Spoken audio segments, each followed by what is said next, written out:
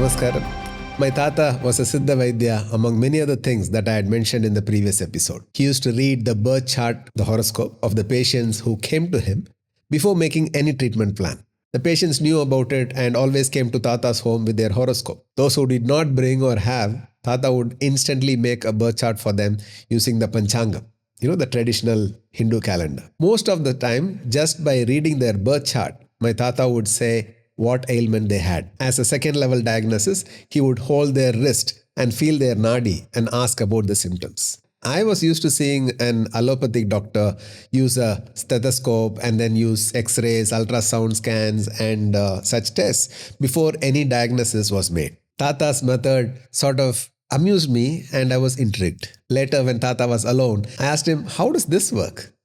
He explained how there are phases in one's life that some planetary positions can cause certain ailments in specific part of the body.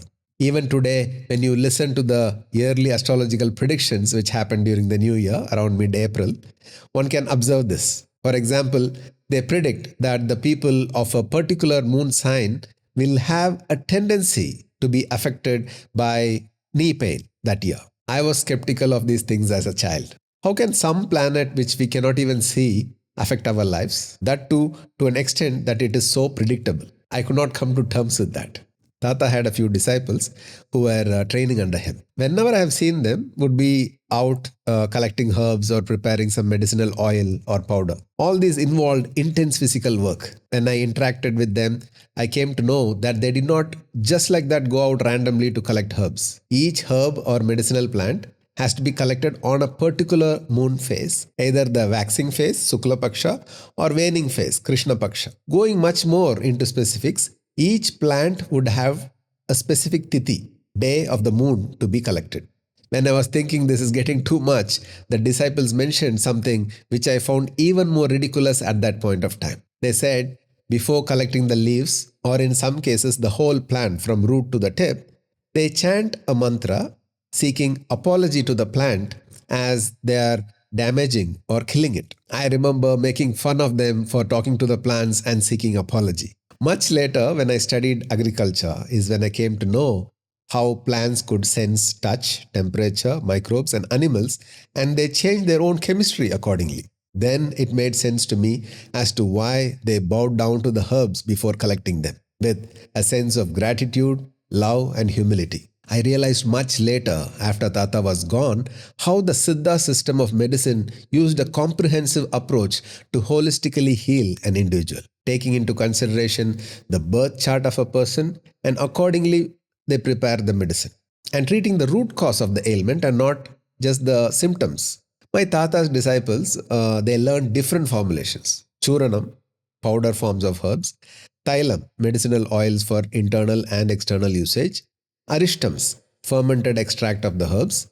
Chavanprash, paste formulation of multiple herbs. And like this, so many other things. Most of them went through training for at least 10 to 12 years before Thatha would let them practice on their own. During one of my conversations, I asked Thatha, does the syllabus take that long to complete?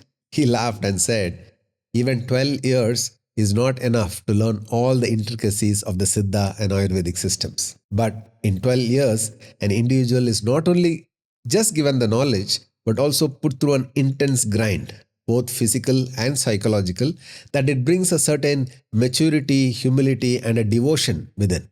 Thatha continued telling me that if a person has reached that level of devotion and humility, he becomes a vessel for a certain higher power or grace to flow through him. Thatha said if such a person as much as even takes a handful of sand and gives to the patient, they would be healed. I remembered how Thatha would give a pinch of basma, sacred ash, to some patients and ask them to put it in their mouth and say, you'll be all right, you go. No medicine, nothing. But I also noticed that he did not do it to all of them. For many, elaborate medicines were given for extended periods of time. Today, in Kanyakumari district of Tamil Nadu, where I am, majority of the Siddha practitioners are converted Christians. The church does not allow them to read horoscopes as they see it as belonging to Hindu faith. So they all only deal with the herb collection and formulating medicines. They do not follow the lunar calendar to collect the herbs nor study the patient's horoscope before starting the treatment. In the world of religions and misunderstandings, an ancient and deep science, traditional Siddha system of medicine has almost become extinct. What is being followed is a figment of the whole. Once the disciples complained to Thatha about me making fun of them collecting medicinal plants after checking the Tithi, the lunar day on the Panchangam calendar. Thatha never talks to me with anger, but that was one of those rare days. He called for me and sternly said, "You never criticize something without knowing about it. If you want to comment about astrology, then you learn it and then you do it." It was almost like he was challenging me to learn astrology. Eventually, he did make me learn. That was interesting few years with lots of revelations, which we'll talk about in the next episode. Namaskaram.